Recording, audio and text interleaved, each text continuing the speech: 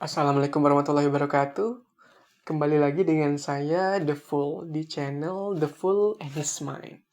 Oke, pada video episode kali ini saya ingin sedikit bercerita dan memberikan sedikit pandangan terkait dicuekin. Ya, dicuekin. Dicuekin sama siapa sih? Ya, ya, dicuekin. Jadi kalau kita lagi ngobrol sama seseorang dan obrolannya itu memang penting ya, semisal curhat deh, kita akan menuangkan semua isi pikiran, hati, waktu terhadap orang tersebut kayak gitu kan. Karena kita curhat, otomatis kita pengen mendapatkan feedback dong, mendapatkan feedback. Tapi terkadang zaman sekarang itu orang itu lebih sibuk sama gadgetnya. Waktu kita ngobrol nih, dia lagi main HP ini. Oh ya, oh gitu, sama siapa? Kenapa sih bisa kayak gitu? Sebenarnya bukan main kan kalau kayak gitu. Aku tuh ngobrol sama kamu, ya sedikitnya berikan perhatian lebih lah. Kayak gitu ya. Nah, tapi ini bukan dicuekin dalam artian komunikasi ke orang-orang biasa. Tapi ini dicuekinnya sama siapa? Sama dokter. Pernah nggak kalian waktu ngomong sesuatu kemudian dicuekin sama dokternya asik main HP kayak gitu, mau di IGD, mau di poli, di main HP, bahkan nelpon di tengah-tengah kalian ngobrol gitu, kalian curhat, menyampaikan keluhan, beliau tuh tiba-tiba nelpon, kalau nggak ngetik SMS, nggak tahu SMS siapa, kalau nggak scroll. Kenapa sih sebenarnya dokter itu? Apakah dokter sejahat itu? Apakah dokter secuek itu? Nah, seperti ini ya teman-teman ya. Di dalam dunia kesehatan, terutama di Indonesia, ada dua istilah.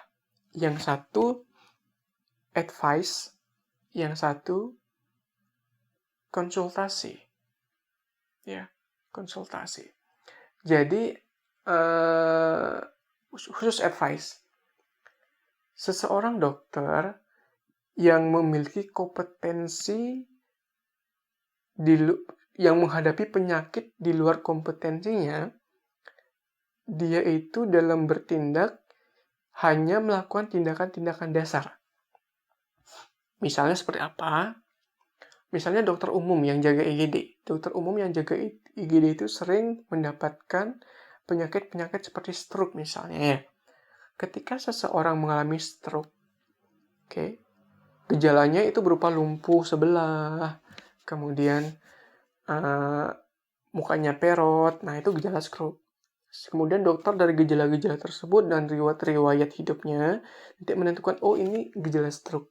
Sehingga untuk menentukan penyakit stroke, dokter itu perlu melakukan pemeriksaan penunjang. Pemeriksaan penunjangnya nanti bisa berupa CT scan, sebagainya macam. Kemudian setelah melakukan pemeriksaan penunjang, kemudian melakukan tata laksana kegawatan terlebih dahulu. Memberikan cairan untuk menurunkan tekanan darah misalnya, atau menurunkan tekanan intrakranialnya, tekanan di dalam otaknya. Tapi penyakit stroke itu adalah penyakit yang bukan kompetensi dokter umum untuk melakukan tindakan definitif atau tindakan-tindakan atau pengobatan terapi untuk mengobati penyakitnya. Cuman mengobati kegawatannya saja. Jadi maksudnya apa kegawatan? Kegawatan itu misalnya pasiennya pingsan, gimana dia biar sadar. Atau enggak pasiennya itu berdarah, gimana biar dia nggak berdarah. Itu kegawatan. Khusus stroke itu biasanya pasiennya pingsan, nggak sadar, ataupun nanti pasiennya itu mengalami kesakitan yang luar biasa. Nah, sehingga dokter umum itu melakukan tata laksana kegawatan untuk menyadarkan pasien, atau enggak biar pasiennya itu nggak ngerasa sakit. Tapi nggak mengobati stroke-nya. Nah, sehingga untuk dokter itu bisa mampu untuk mengobati stroke-nya, dia harus memindahkan pasien ini ke dokter spesialis. Memindahkan dalam artian memindahkan tanggung jawab dokter itu ke dokter spesialis setelah kegawatannya teratasi. Jadi pasien stroke datang nggak sadar, nggak sadar. Nah, menurut informasi dari keluarganya, ini tanda-tanda stroke. Dokternya melakukan segala tindakan yang bisa menyelamatkan pasien saat itu. Setelah stabil, nah baru pasien ini akan dipindah tangankan ke dokter spesialis. Namun di rumah sakit tertentu, dokter spesialisnya itu nggak ikut jaga IGD. Cuman rumah sakit kelas A dan kelas B yang dokter spesialisnya ikut jaga IGD. Kelas C itu ada jaga IGD juga. Ada jaga IGD juga kelas C tapi jarang. Biasanya on call, artinya telepon. Nah, bagaimana cara memindahkan tanggung jawab dari dokter umum ke dokter spesialis? Yaitu dengan meminta advice. Nah, advice-nya dengan cara apa? Ya, nggak mungkin kan pasien dokter umum tuh jujuk-jujuk ke rumah dokter spesialis, dok mau laporkan seperti ini, nggak. Advice-nya tuh pakai telepon, baik telepon rumah sakit maupun chat. Nah, jadi nanti kalau ada pasien yang gawat seperti itu, dokternya bakal nelpon ke dokter spesialisnya terkait pasiennya ini. Atau enggak, ada beberapa dokter yang memang nggak suka ditelepon karena mengganggu privasi ya. Nah, ada dokter yang lebih suka di chat, tapi kalau di settingnya di IGD biasanya ditelepon. Nah, dokter itu bakal nelpon. Nah, setelah nelpon, baru diberikan, dilaporkan nih, pasien dengan nama Bapak X, gejalanya seperti ini, pemeriksaan yang saya dapatkan seperti ini, saya diagnosis penyakitnya ini. Nah, dokter spesialisnya bakal ngasih tahu, periksa ini lagi, kemudian kasih ini. Kasih obat ini, seperti itu. Nah, itu bisa lewat telepon. Lain halnya kalau pasiennya di bangsal. Pasien di bangsal nanti biasanya misalnya keluar hasil lab hari kedua, kayak gitu kan. Pasiennya umpamanya pasien DBD dan udah dirawat 3 hari nih. Hari ketiga keluar hasil lab. Nanti di labnya keluar hasil labnya, kemudian dibaca sama dokter jaga waktu itu. Terus dibaca, mengalami perbaikan. Kalau dokter jaga udah nih baca, ini darahnya atau enggak sel darah putih, sel darah merah sudah, atau enggak trombosit sudah mengalami perbaikan jumlah. Nah, ini seharusnya cairannya udah nggak apa-apa nih dikurangin. Seperti itu. Nah, nanti karena bangsal nggak gawat darurat, nanti dokternya nanti memberitahukan dokter spesialisnya lewat chat biasanya. Nah, lewat chat, nanti di chat balik dibalas sama dokter spesialisnya lewat chat. Jadi kalau emang settingnya ke gawat daruratan biasanya lewat telepon.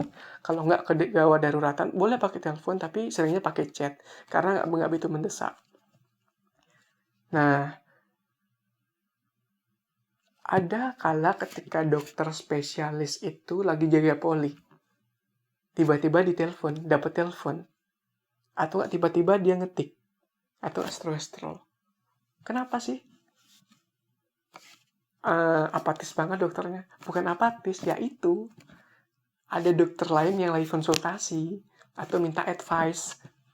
Nah, kenapa dokter-dokter itu sibuk main HP? Bukan masalah nyuekin pasien di depannya saat itu, bukan.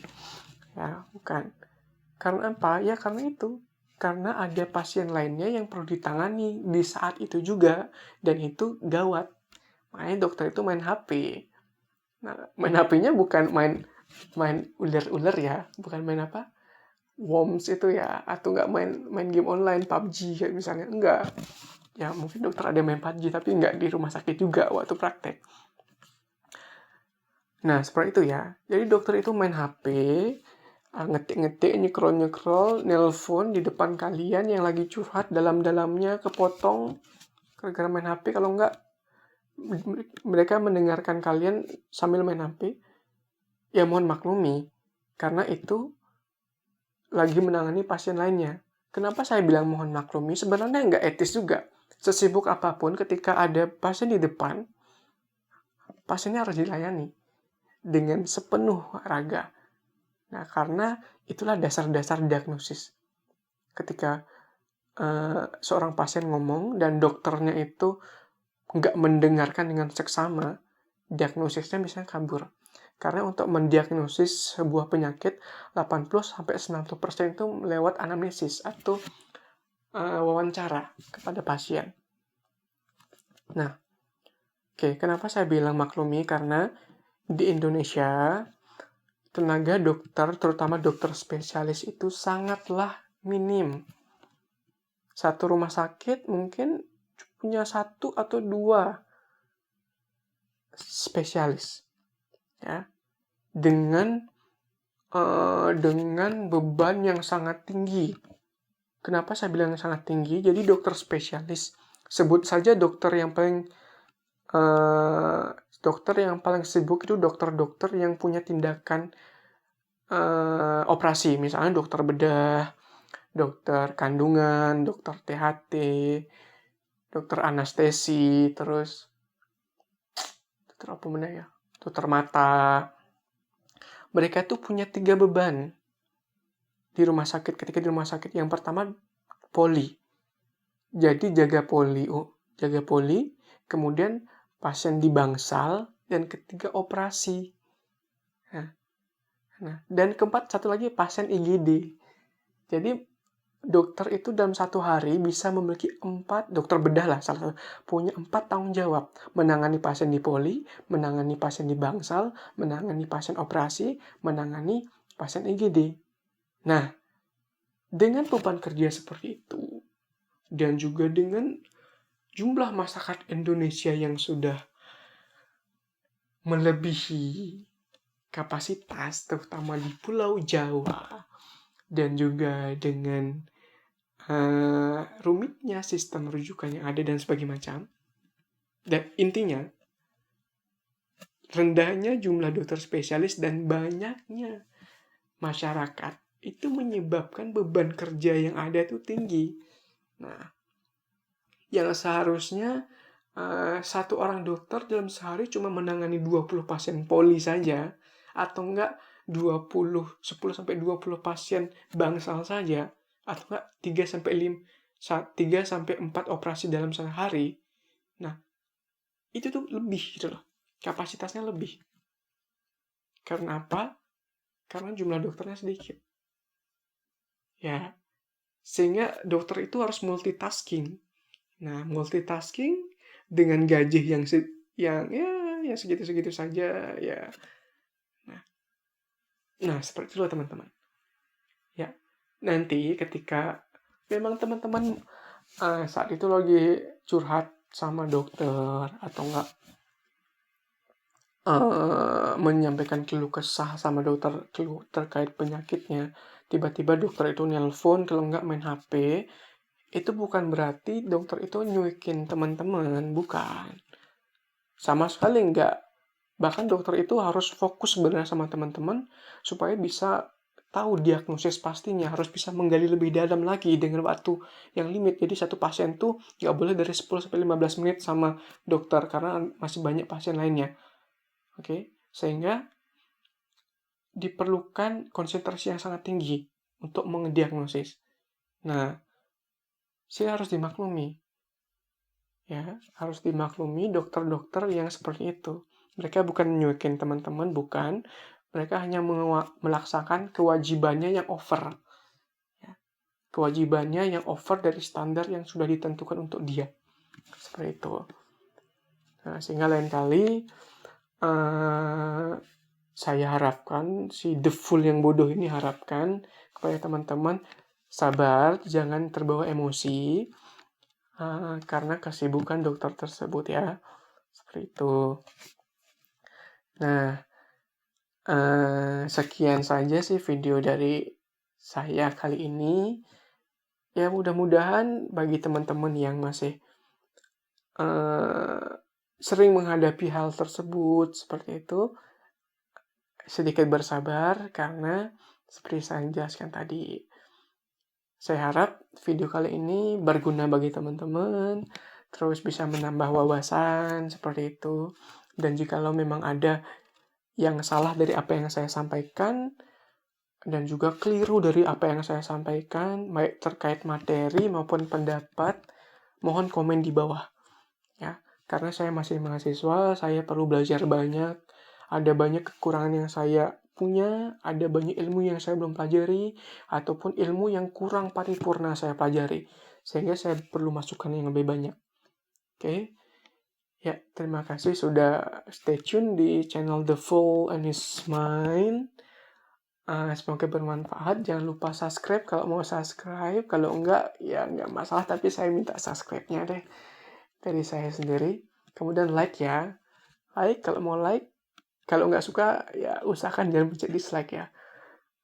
Ya, karena itu bisa menurunkan mood saya seperti itu.